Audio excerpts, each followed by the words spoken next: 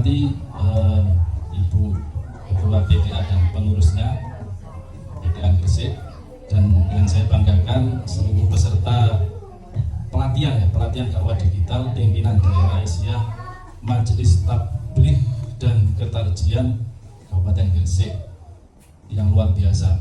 Ini tadi sudah masak aku jenengan? Ampun. Anaknya mau didusi kan? Itu gara-gara pelatihan rame mbak bojone. Jadi ngaji tetep omah tapi kudu beres. Siap. Ojo, usia anak bojone lali. Malah nggak tepat. Jadi tetap harus selesaikan dulu urusan suami dan istri, baru berangkat ikut pelatihan. Oke, Mas sekalian saya hormati. Saya kemarin dihubungi sama Bu Ida, diminta untuk ngisi acara ini terkait perkembangan dakwah digital di Muhammadiyah. Saya kemarin sudah ngirim ke Bu Ida PDF buku saya ini.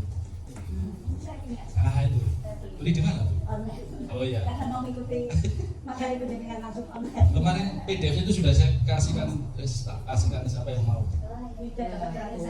Ya, karena kan daripada di rumah atau di laptop saya ini nggak ada yang baca, kan tidak manfaat. Ya sudah saya kasihkan, siapa yang mau silahkan dibaca. Kalau memang susah beli, kalau mau dicetak sendiri ada apa?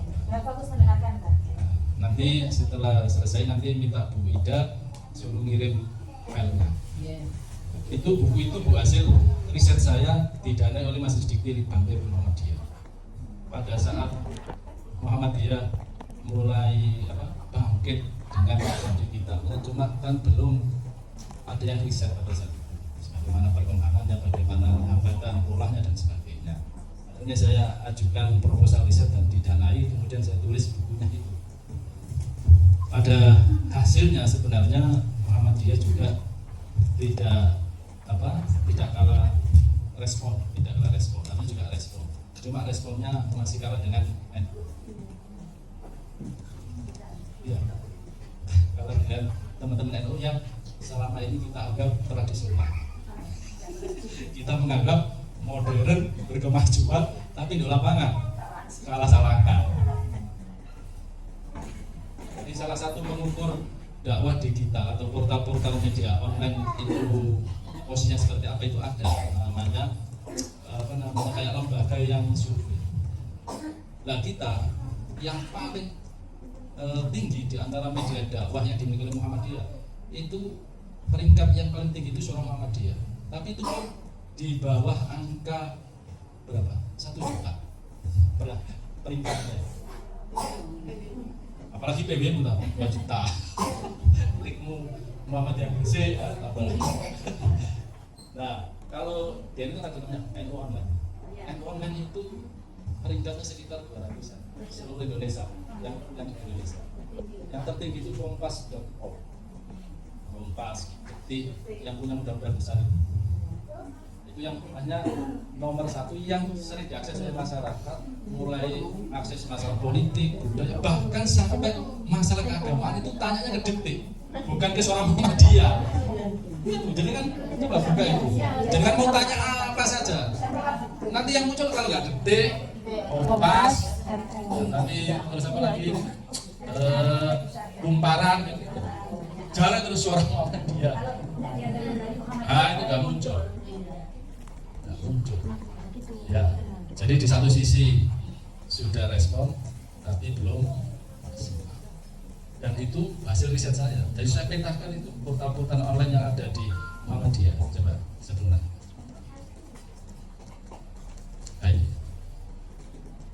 Ini yang miliknya Jawa Timur, ini ada Aisyah. Aisyah juga punya online sekarang. Selain majalah yang cetak, kan juga punya website online. Aisyah itu kalau nggak salah, di situ ada Bu, jenengan buka peringkatnya ke berapa? Coba jenengan buka di terakhir. Profil media digital Muhammadiyah.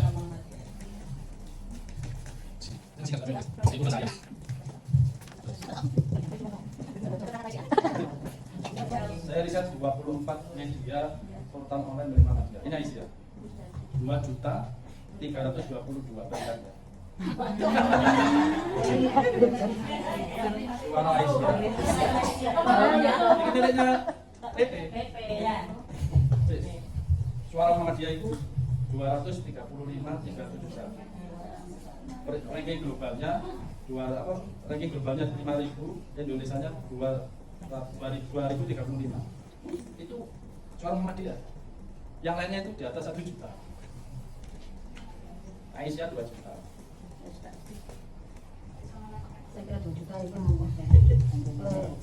PB-mu lumayan 350.000 ranking Indonesia. Terus miliknya bersih Aisyah 2 juta, NA 3 juta, NA itu Muhammadiyah Lamongan, Muhammadiyah Lamongan 82.000.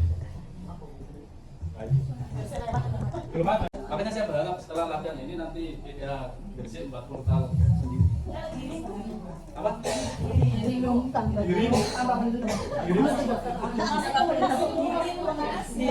Oh, Giri.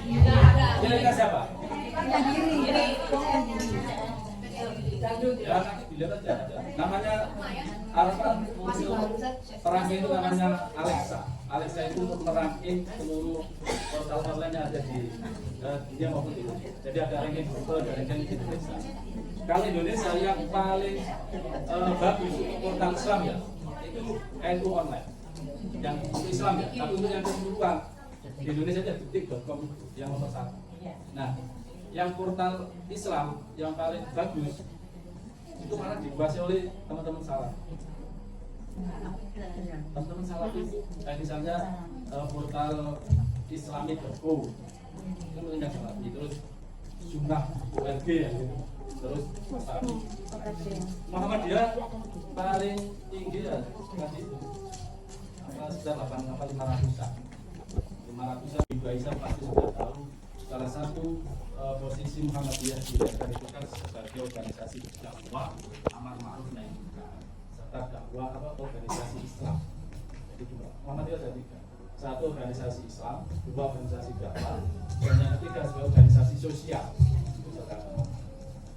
Nah, artinya apa? Artinya semua kegiatan Muhammadiyah termasuk Asia pasti akan mencirikan 3 itu. 1 sebagai organisasi Islam, artinya organisasi Islam itu bahwa Muhammadiyah harus setiap langkah ada sumbernya, yaitu Al-Quran dan As-Sunnah. Maka niatnya adalah semuanya dari ibadah. Ini oleh honor itu apa namanya bonus.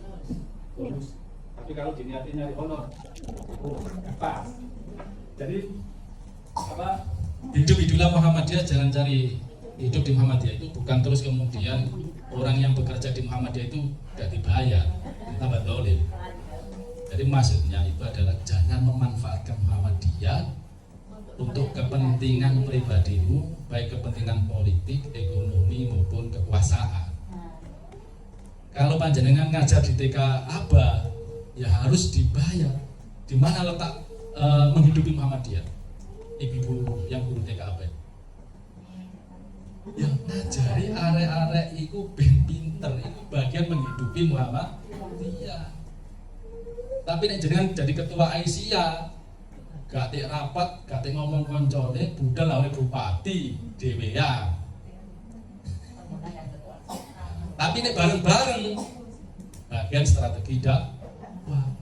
Tapi nek dhewe iku jenenge memanfaatkan ya iku sing gak oleh. Ya. Jadi jangan kemudian yang bekerja di Amal Muhammadiyah itu terus kemudian di apa? Kamu itu tidak menghidupi Muhammadiyah, malah memanfaatkan Muhammadiyah, mencari hidup di Muhammadiyah. Dan daripada apa diisi orang lain, tambah rata-rata itu. Jadi yang dimaksud jangan mencari hidup di Muhammadiyah adalah memanfaatkan Muhammadiyah untuk kepentingan pribadimu dalam aspek ekonomi maupun kekuasaan.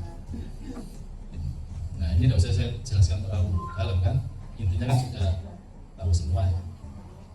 Jadi landasan teologis dakwah Muhammadiyah atau Muhammadiyah dilahirkan oleh Mbak Dahlan itu setelah Mbak Dahlan belajar Al-Quran surat Ali Imran ayat 110 dan ayat 104.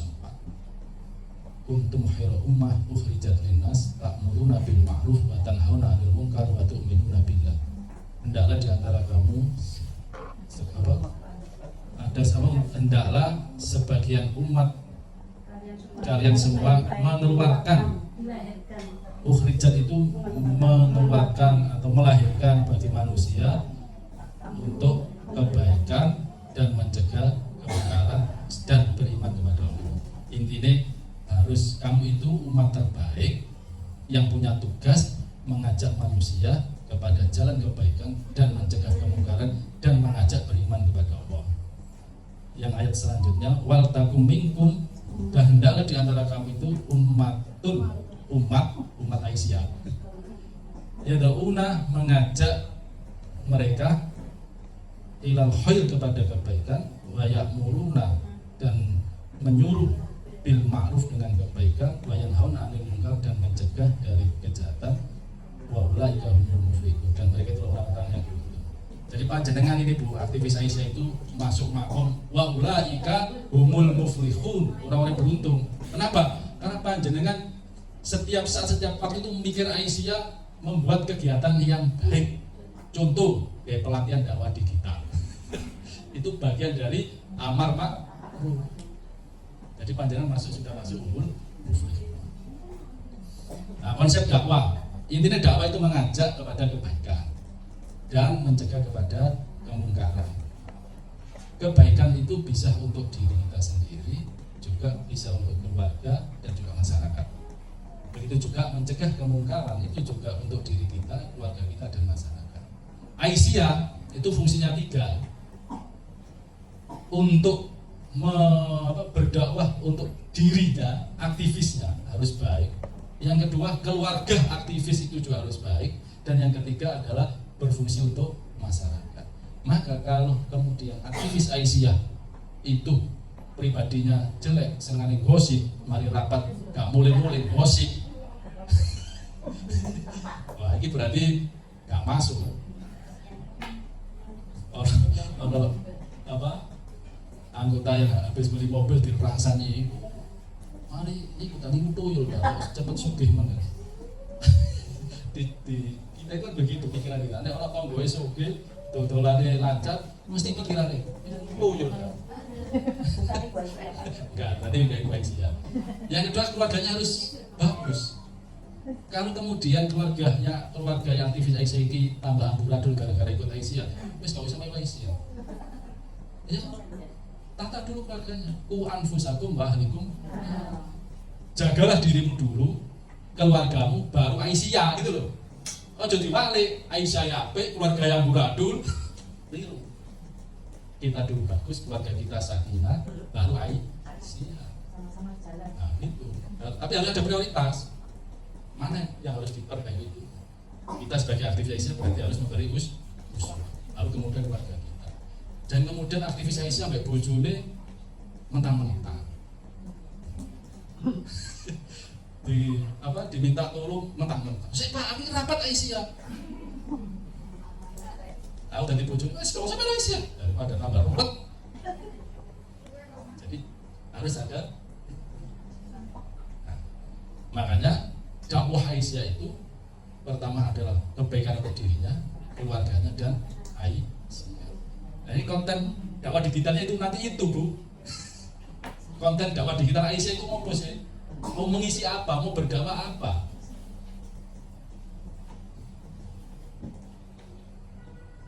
Nah ini dakwah ya. Makanya dalam Islam dakwah itu menyebarkan ajaran Islam dan mengajak orang lain untuk menjadi baik. Nah menyebarkan itu loh. Metodenya banyak.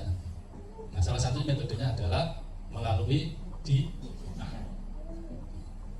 Nah sementara sekarang ini kita masuk di era yang namanya disrupsi. Masuk di era disrupsi. Apa sih disrupsi itu? Jadi era disrupsi itu berbeda dengan era dulu, terutama dalam hal perubahan. Kalau dulu perubahan masyarakat itu kecenderungan itu kayak mengukur 1, 2, 3, 4, 5. Ada deret apa itu? Ukur ya. Jadi kayak evolusi itu perubahannya bertahap. Nah sekarang perubahan masyarakat itu seperti zigzag. Jadi dari 1 itu bisa langsung 10. Dari 10 membalik mana nang 5. Jadi nggak ada yang pakem. Kalau dulu kan bisa dianalisa, oh kalau habis perubahan masyarakat pertanian berubah menjadi masyarakat industri. Setelah masyarakat industri berubah menjadi masyarakat informasi. Nah kita sekarang masuk di gelombang masyarakat ketiga, masyarakat informasi yang karakternya berbeda. Kalau masyarakat pertanian perubahannya itu evolusioner.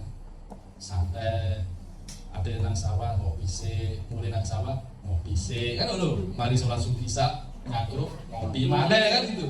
Wong Indonesia itu beda karo wong Jepang. Wong Jepang itu uripe tertekan, gak bahagia blas. Duwe akeh tapi stres.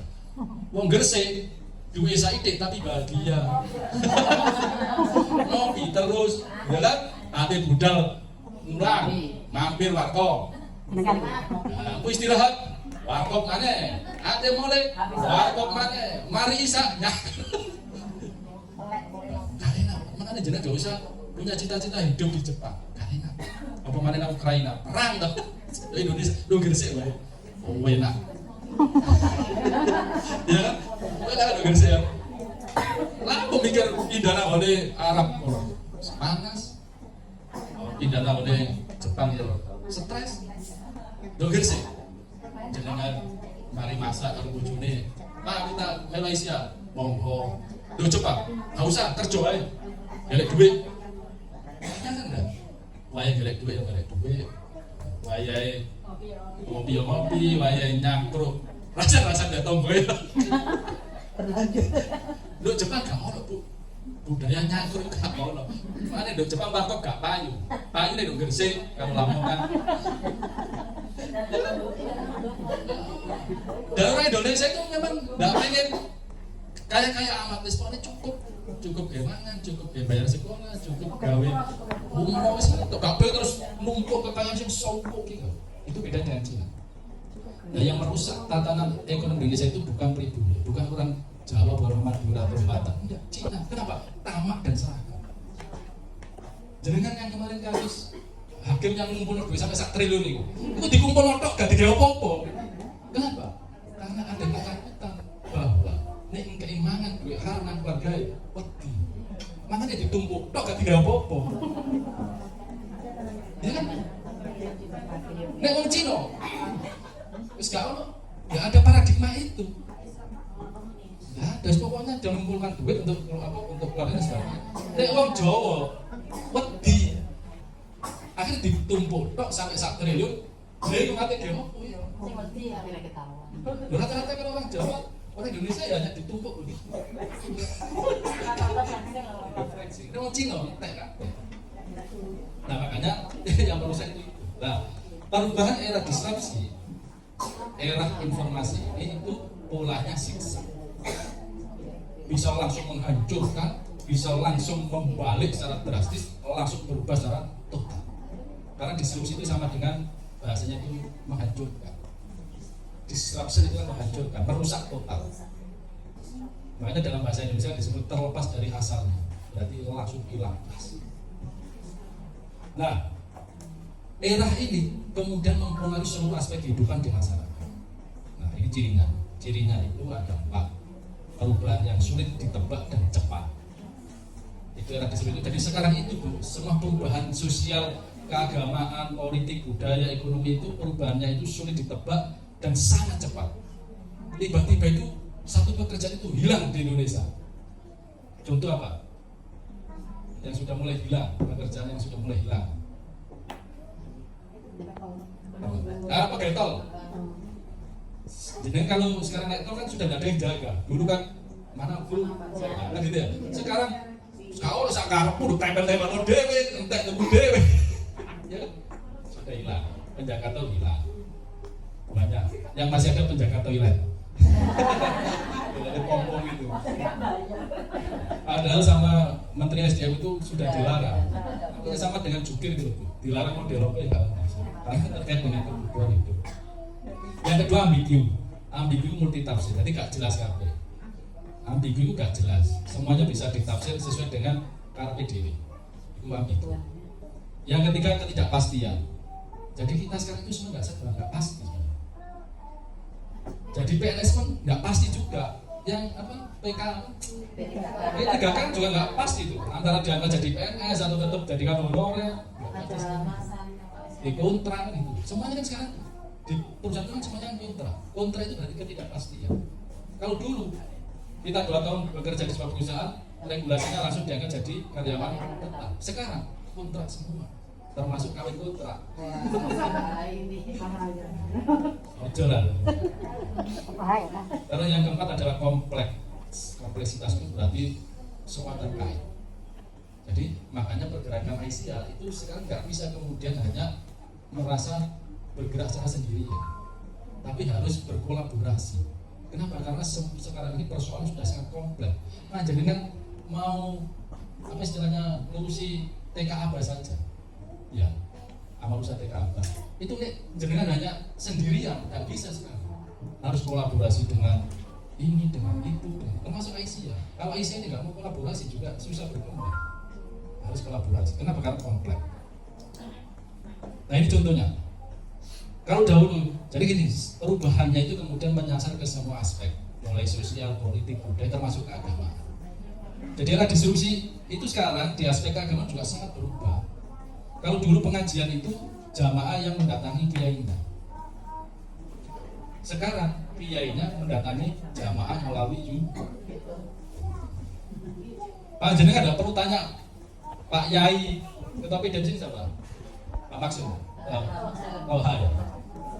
Mas Toha itu dulu sama-sama di pemuda Muhammadiyah sama saya. Angkatan. Misalnya Mas Toha, nggak perlu jenengan sekarang mau tanya bagaimana hukumnya wudhu ke Yai Toha atau dia. Buka YouTube, cari Gus Baha atau siapa Adi Hidayat, atau Pujian Tarji online semua. Cuma kalau jenengan tanya di YouTube, tidak bisa ditanyakan ulang. Jadi ngomong diri, dijawab diri, ngomong diri. Nah, itu yang tidak bisa menggantikan fungsi dakwah. Itu bidang agama. Ini di bidang sosial. Dulu kalau kita mau kemana-mana itu kan harus mendatangi pangkalan ojek. Sekarang ojeknya yang mendatangi. Makanya pangkalan ojek itu kalah. Tapi Yusuf orang ternyata di Bungras ini masih ada banyak yang sering ramai sama online. Nah ini makan. Kalau dulu ke warteg kan, sekarang yang wartegnya yang mendatangi lewat GoFood. Jadi kan mau makan apa saja lengkap, sampai bingung milih toh. Akhirnya tetap milih pecel. Harus soto, penyetan, pacet itu masuk di rumah. Kalau pisau, akhirnya tetap milihnya pecel atau penyet kan.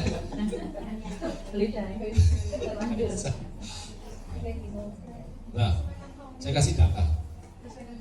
Berdasarkan data APJII, Asosiasi Penyelenggara Jasa Internet Indonesia, jangan tahu nggak? Di tahun 2024, 221.563.49 itu jumlah penduduk Indonesia. Jadi jumlah Indonesia itu kita ini 221 juta.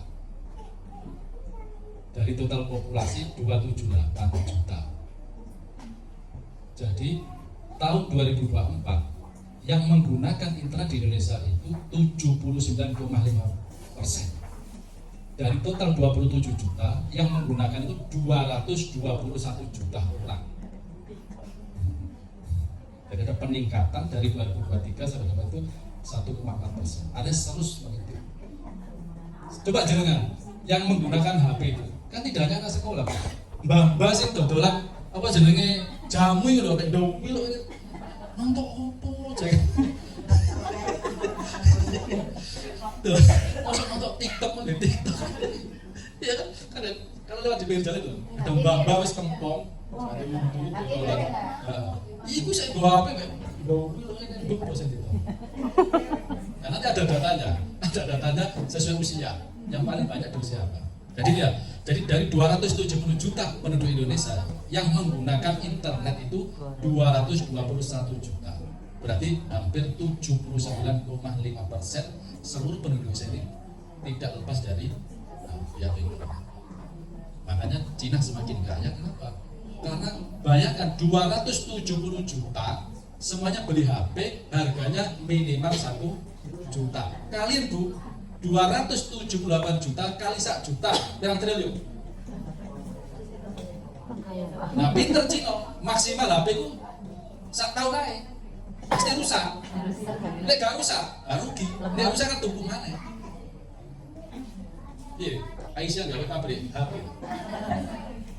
Ini pangsa pasarnya jelas kan? Berapa jumlah warga Aisyah saat Gresik? Ono 1 juta. Saya bilang, saya lah, 1000 kali 1000. 1000 kali 1 juta. Berapa miliar? 10 miliar per tahun. Ya kan? Gaya produk handphone di merek Aisyah, iPhone. Aja Oppo. Oppo karena tadi berdasarkan usia, berdasarkan gender, yang paling banyak menggunakan akses internet adalah laki-laki itu 50,7%, perempuan 49,1%. Karena sibuk ngurusi anak, sibuk masak dari gak sempat ngapain. Berdasarkan wilayah, yang paling banyak itu daerah urban perkotaan. Itu 69,5%, untuk desa itu 30,5%.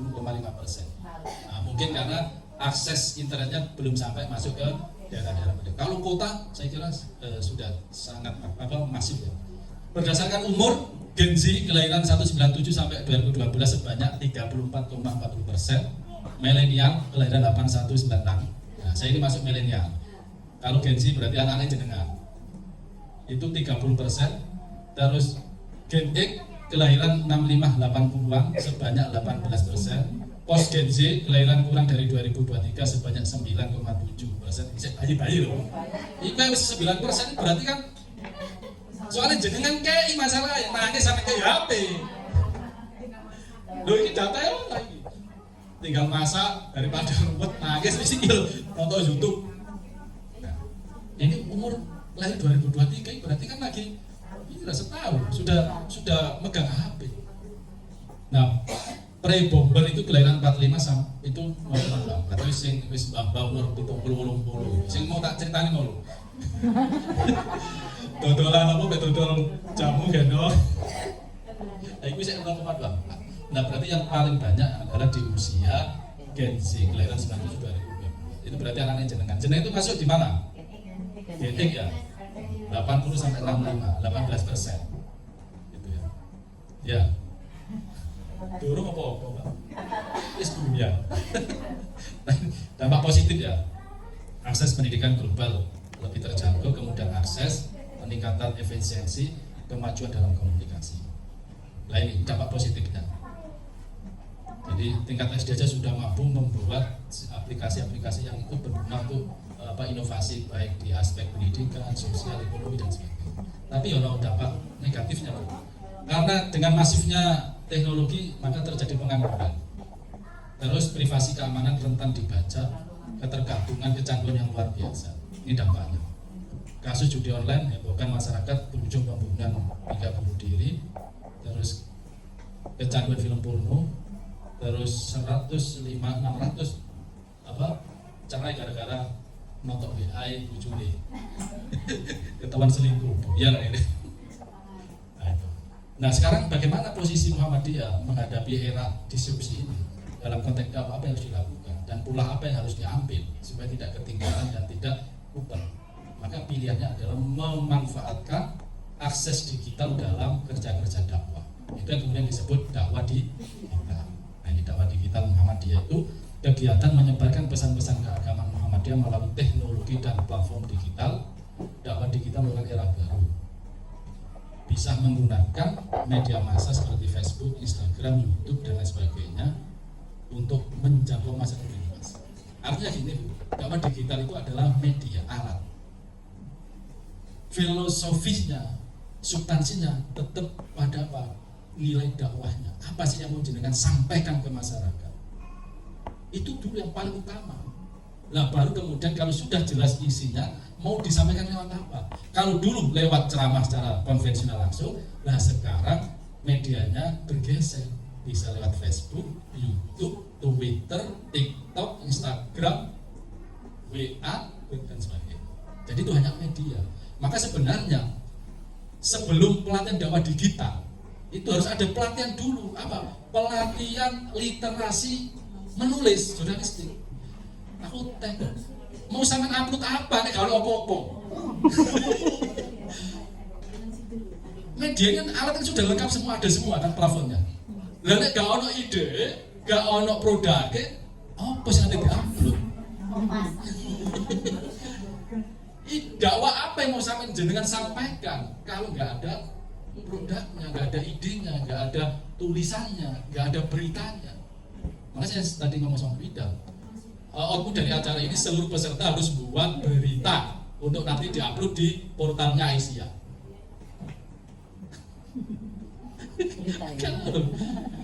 Jadi jenengan nggak perlu buat TikTok, wis digawe wong Cina lah kok, soro-soro. Wis digawe wong Cina lah.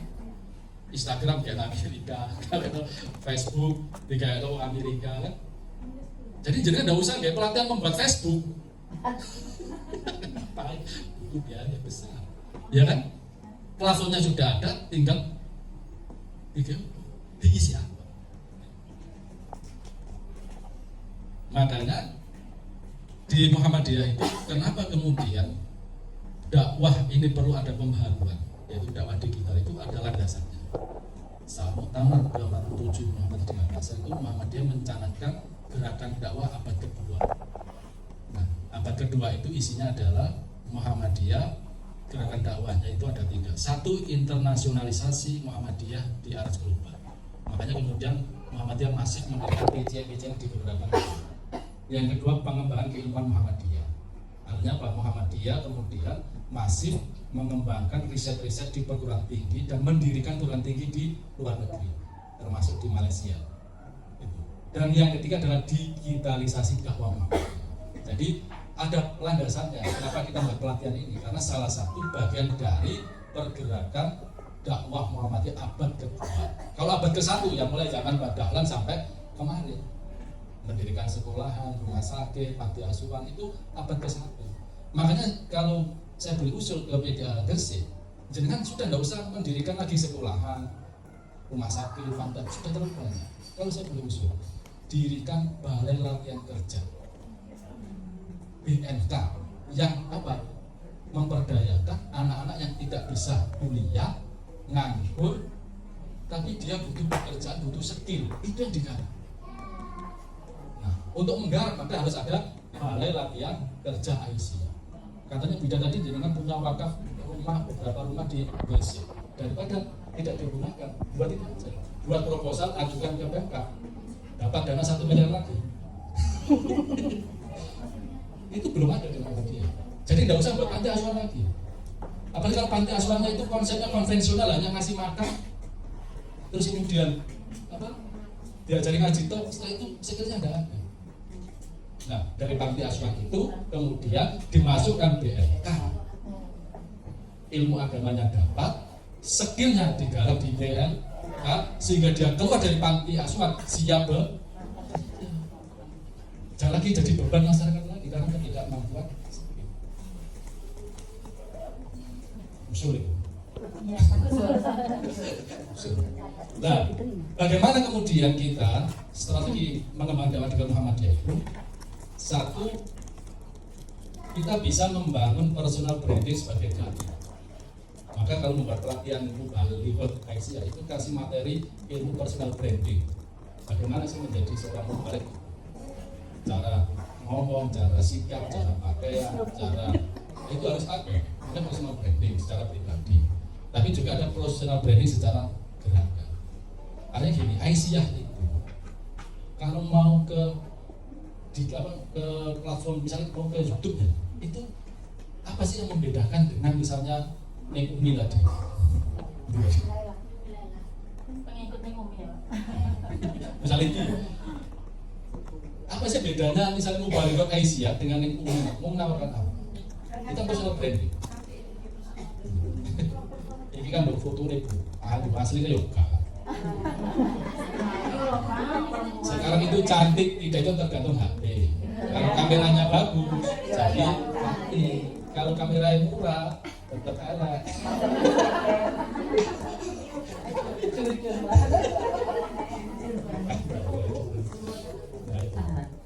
Jadi personal branding itu harus punya beda dengan yang lain, sehingga orang membuka itu, oh ya Aisyah, oh ini materi-materi yang disampaikan Aisyah, materi kan banyak, namanya harus dipetakan. Kalau lingkungan itu senang ngomong apa, kalau misalnya ini ngomong apa, berarti ada yang kosong, kita masuk.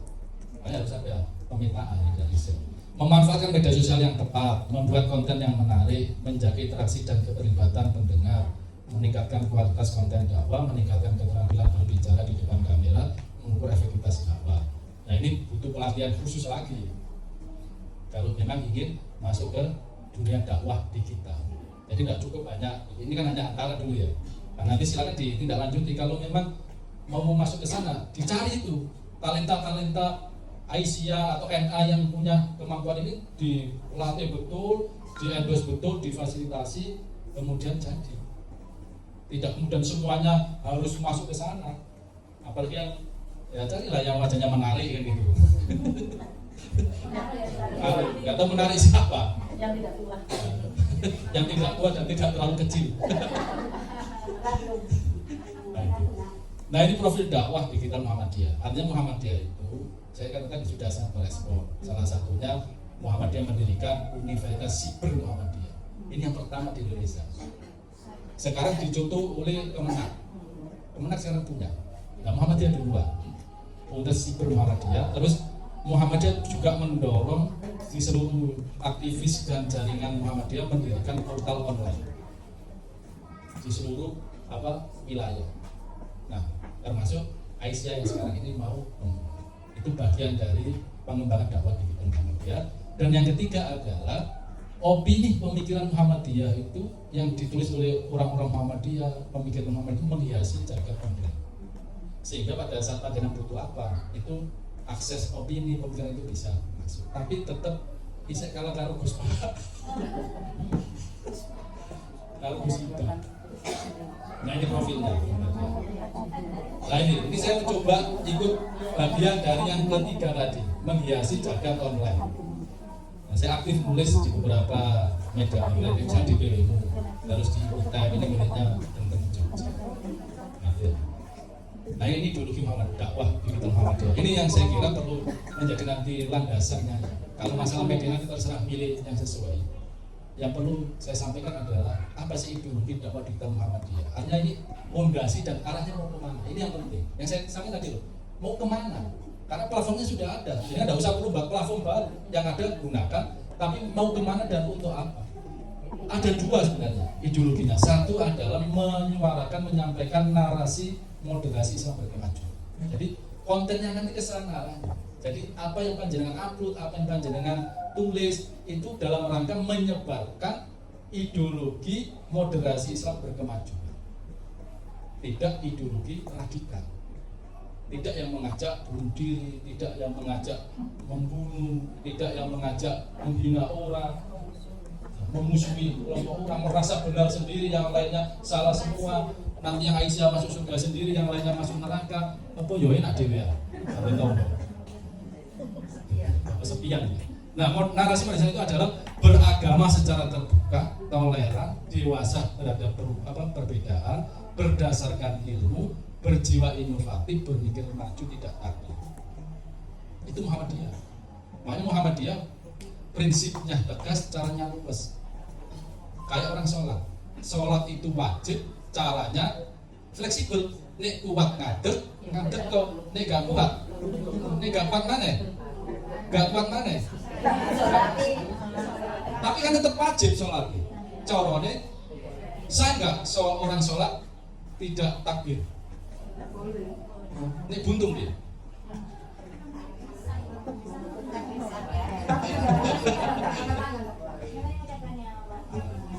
Jadi takbirnya tetap, ngangkat tangannya fleksibel. Nek dua tangan angkatan, nek buntung. Iya, angkat. Sah tidak mengucapkan ijab kabul pada saat menikah.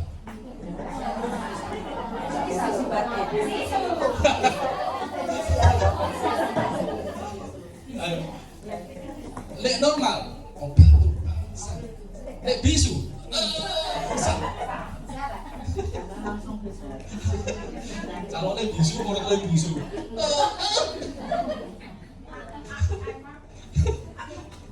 Nah itu. Jadi beragama itu ojo kaku terus kemudian belum apa-apa itu langsung diputusi, nggak tahu kondisi. Makanya Islam itu prinsipnya tegas, caranya jenengan puasa Ramadan wajib, nek gak kuat. Ojo dipaksa tambah mati. Padahal Islam hadir itu menjaga apa? Jiwa. Kalau jiwanya terancam, maka boleh melakukan apapun supaya jiwanya tidak artinya kalau panjenengan kewajiban puasa itu kuat kerjakan. Tapi kalau dengan puasa malah sakit, jangan berpuasa. Bukan. Supaya tidak sakit. Nah yang kedua adalah jurnalisme sehat. Artinya nanti yang konten-konten yang akan panjenengan masukkan ke platform digital dakwahnya Asia itu harus mengusung jurnalisme sehat. Apa sih? Yaitu jurnalisme yang bebas bertanggung jawab sesuai dengan kode etik pers dan etika keadaban digital, menjunjung tinggi nilai moral dan kemanusiaan. Artinya tidak menyebar hoax, menyebar kebencian, menyebar perpecahan, tidak ada datanya dan sebagainya. Itu harus dipegang oleh Muhammadiyah. Kalau enggak nanti Muhammadiyah yang kena. Ini dakwah kok tambah menyebar kebencian itu gimana? Malah enggak kena. Karena idenya harus tetap di sini. Maka kalau ada konten-konten yang itu malah memecah belah, jangan dimasukkan. Kalau ada data yang belum terverifikasi, jangan dimasukkan. Itu maksudnya ke sana. Itu ideologinya ya. Nah, saya kira itu ya. Terakhir kita tutup dengan pantun. Tapi kali ini benar tuh. Mati listrik, badan kepanasan. Harus tidur dalam kegelapan. Informasi itu adalah pesan, baca dulu sebelum diluruskan. Penyampaian yang luar biasa dari Al-Ustadz Dr. Sholihul Huda untuk materi pengenalan dakwah digital ya, tadi sudah sangat ditangani sekali dan untuk penyampaiannya luar biasa. Tepuk tangannya ibu-ibu. Masih semangat ya? Masih. Untuk sesi ini kita akan gunakan semaksimal mungkin untuk sesi diskusi tanya jawab. Sesi pertama. Terima kasih. Assalamualaikum warahmatullahi wabarakatuh. Terima kasih Ustadz Bapak Mas. Masih muda tapi Mas ya, Mas Solih. Masya Allah luar biasa sekali. Terkait apa yang dipaparkan oleh Mas Solih tadi. Oh iya, lupa saya Mbak. Terima kasih. Saya Ibu Nur Mazidah, perwakilan dari Majelis Muham Pd Gresik. Gini Mas Solih, memang kita lihat apa yang disampaikan Mas Solih benar. Kita lihat dari NU itu memang yang merajahi di dunia medsos. Pendakwa itu mereka branding sebegitu luar biasanya. Sedangkan di Muhammadiyah itu sebenarnya punya kok gitu loh. Mubarak atau mubalighat yang bisa dijual di medsos, dalam tanda kutip dijual ya ilmunya, berbisnisnya lain-lainnya.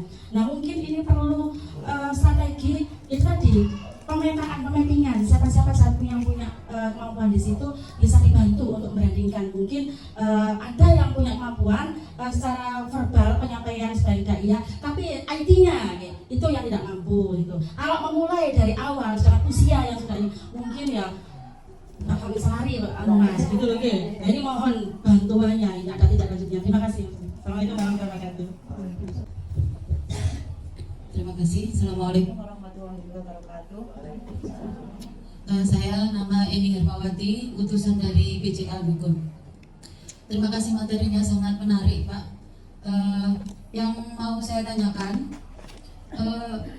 kadang kita itu mau bikin website tapi harganya mahal, kemudian butuh admin juga yang mengelola, sehingga itu yang menjadi sebab kadang-kadang website sudah dibeli atau di launching begitu ya, sehingga tidak membooming karena kadang-kadang juga adminnya kurang mumpuni. Jadi itu perlu pelatihan mungkin begitu. Yang kedua, memang diamati di dunia nyata dan dunia maya itu kita memang berbeda dengan organisasi yang lain, karena warga Muhammadiyah itu saya perhatikan sangat eksklusif begitu ya, sangat menjaga begitu. Yang pamor di Maya itu memang sedikit-sedikit ada berita itu saya lihat memang di NU online itu apapun diberitakan. Ada pelantikan ranting begitu saja diberitakan sehingga menjadi topik trending begitu. Ada kemarin yang baru-baru beberapa bulan yang lalu ada apa itu yang meninggal di Mawean itu juga kan viral seperti itu. Jadi itulah mungkin salah satu kekurangan kita untuk memberitakan segala hal yang terjadi di Muhammadiyah begitu. Kemudian apakah ada editor khusus begitu ya ketika kita mau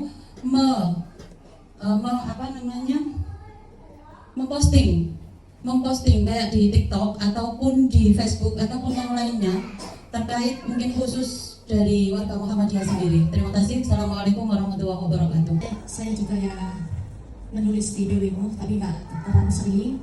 Nah,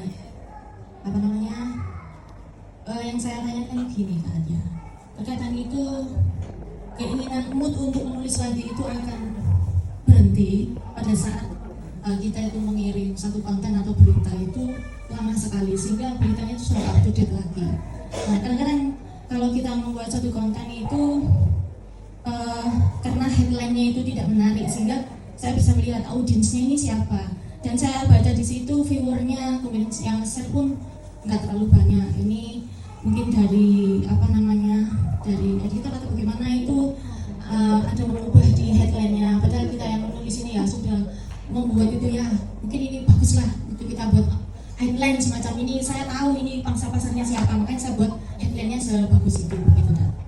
Itu saja. Terima kasih. Assalamualaikum. Waalaikumsalam.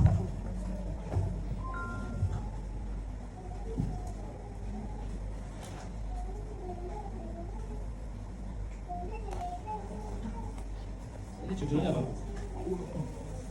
Iya. Apa ini?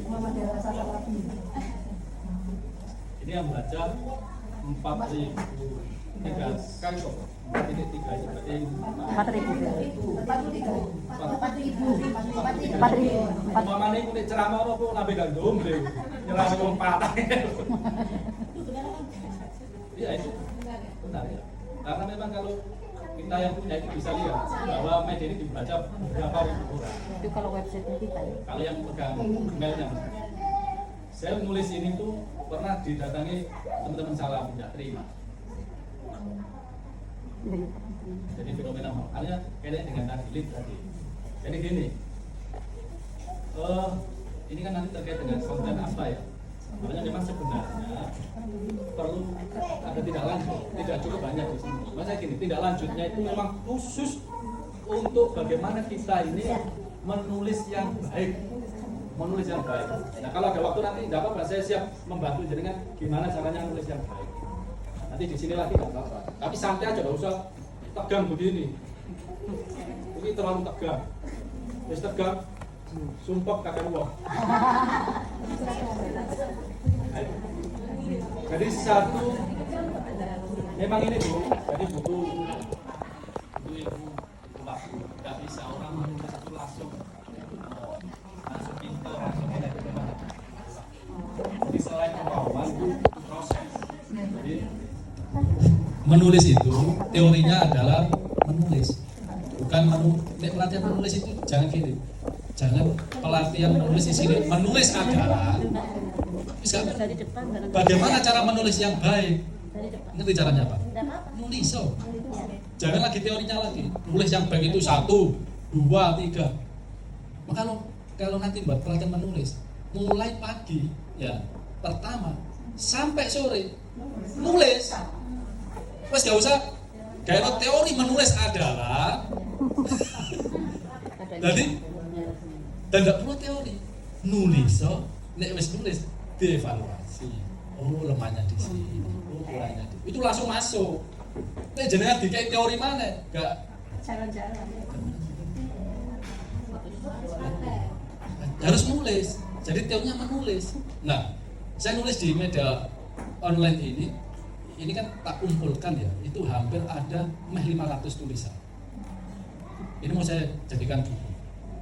Ini lagi saya susun buku untuk 2025 nanti. Mau saya launching waktu kajian Ramadan. Saya kasih judul Muhammadiyah Mahdhab Sutorejo. Menarik itu. Judulnya kan Sudah itu.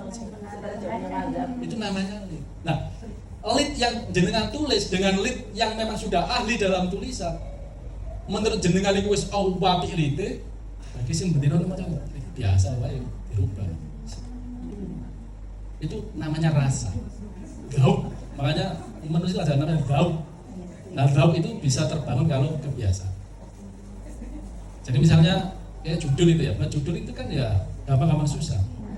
Saya membuat judul itu pasti orang akan kalau nggak tanya, ya mesti komentar.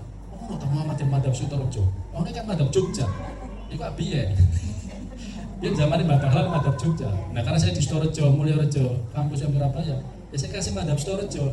Maksudnya Muhammadiyah yang saya pahami, yang saya baca, yang saya tafsirkan selama saya jadi dosen di Muhammadiyah Sutorejo. Makanya Muhammadiyah madhab Sutorejo. Nah, itu ya, harus dilatih. Nah, saya sudah lama Bu, artinya memang butuh waktu, nggak bisa. Makanya setelah ini yang harus dilakukan itu kalau secara organisasi buat portal. Tadi kan disampaikan Pak buat portal kok mahal. Sebenarnya enggak Bu. Buat portal online itu sama disiapkan uang 3 juta bisa. Jadi beli apa? Namanya beli hosting, beli macam-macam itu sekitar antara 1,5 sampai 3 juta tergantung ininya ya. Saya pernah buat tuh, saya itu pernah buat media gini. Saya tahu harganya berapa. Kalau di Gresik itu yang pinter itu Mas Arifin. Mas Arifin itu rumahnya istrinya juga aktif di NA. Nah, itu dulu saya buat. Dan itu dia itu salah satu tim labmu PP Muhammadiyah yang membuat aplikasi-aplikasi sistem informasi Muhammadiyah itu Mas Arifin orang Gresik. Nah kalau nanti PDA mau buat teknisnya bisa konsultasi sama Mas Arifin dan bisa suruh buatkan juga. Termasuk dulu PW-mu awal-awal yang buat dia. Jenengan kertas. Pak Mas Arifin. Istrinya itu Mbak Tiwi. Mana Mbak Tiwi? Itu suaminya ahli itu. Itu salah satu tim labnya PP Muhammadiyah. Nanti kalau Aisyah buat itu ya, itu secara organisasi. Terus kalau sudah punya berarti tinggal timnya siapa? Tim yang ngurus itu. Karena gini Bu, kalau membuatnya gampang, modal 5 juta sudah bisa. Tetapi yang menjadi tantangan itu adalah yang adminnya dulu yang ngurusnya. Kayak ini ya, ini miliknya Majelis Tabligh Wilayah, Majelis Tabligh ID. Ini miliknya Majelis Tabligh PBM. Kemarin habis rapat salah satu, jadi ini sudah hampir 2 tahun. Jadi salah satu problemnya itu satu kejenuhan, yang kedua adalah pendanaan. Jadi gini, tim yang mengurusi ini itu selama ini belum profesional dan dianggap bagian dakwah gak usah dibayari. Makanya kalau itu satu, detik itu semuanya dibayari profesional. Kamu tak bayar segini, targetmu ini arahnya ke sini, jelas. Kalau nggak sampai target, pecat. Profesional. Nah, di kita ini itu paradigmanya masih paradigma dakwah. Gratisan, ya saikhlasmu, sapa sing gelem, saiso-isoe, sakobermu. Gitu. Sementara semacam ini membutuhkan profesionalisme yang kuat. Majelis Tabligh yang sudah 2 tahun ini yang megang itu mantan wartawan senior pada Surabaya. Bukan kemampuannya yang enggak bisa, tapi tadi itu problem.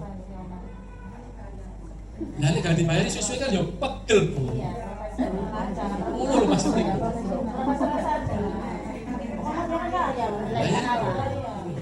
Makanya yang kedua akhirnya apa? Akhirnya pada saat ngurusi ya sak-sae yang dulunya idealis pertama itu menjadi konten dakwah, materi-materi dakwah yang tadi jangan harapkan itu Bu ya, sebenarnya sudah ada, tapi karena supportingnya itu enggak ada, akhirnya lemes, sak ono berita apa itu lebono, akhirnya konten itu buyar.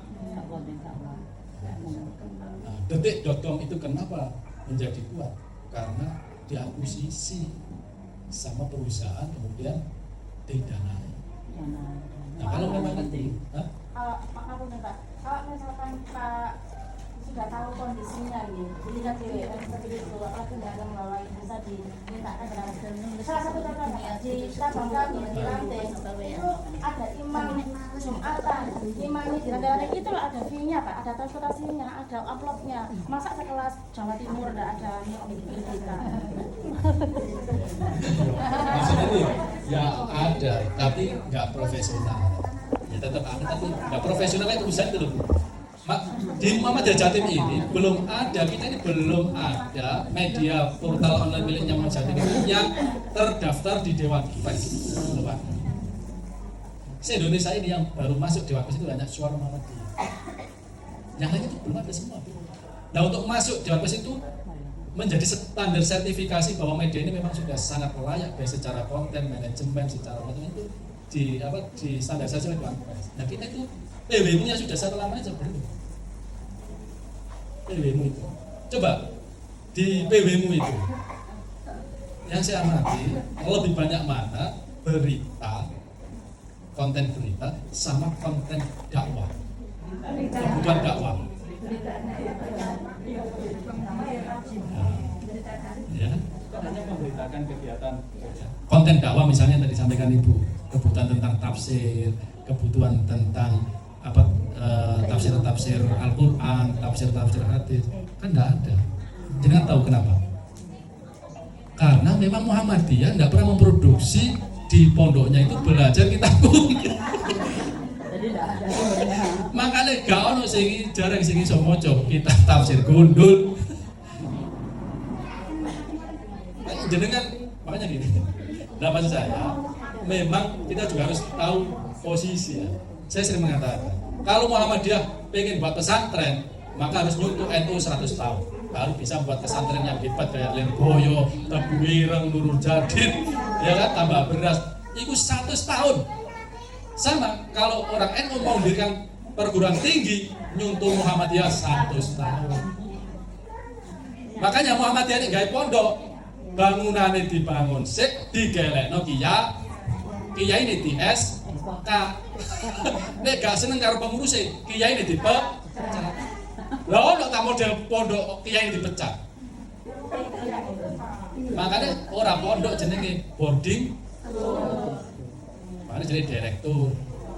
Kiai iku lungguh ngaji diparani masa akeh digawekno kamar. Tambah akeh digawekno bangunan. Muhammadiyah gawe bangunan sik, gelekno murid, gelekno kiai, iku jenenge sekolah. Ya kan? Akhirnya di SK.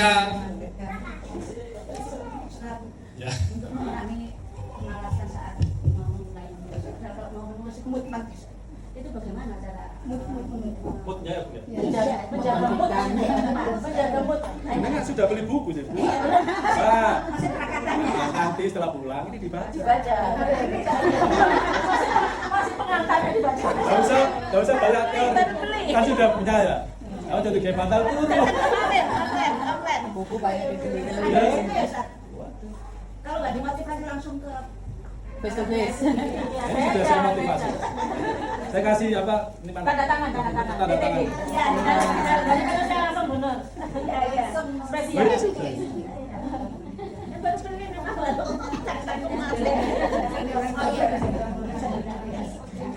Mas Nia adalah kami sebentar juga tulisan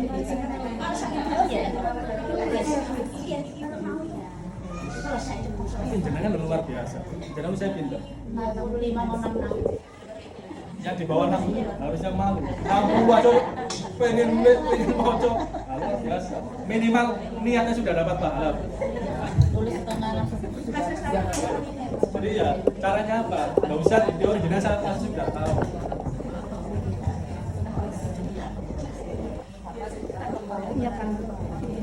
Jadi dimulai dulu.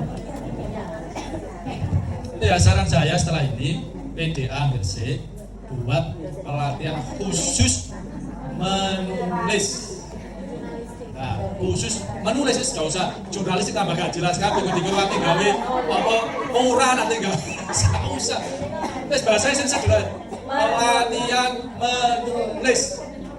Titik, nggak usah jurnalistik, dikira tiga orang ya. Nah, targetnya setelah ikut pelatihan, sehari aja, mulai pagi sampai sore. Nanti tak latih, pasti bisa nulis. Pasti bisa.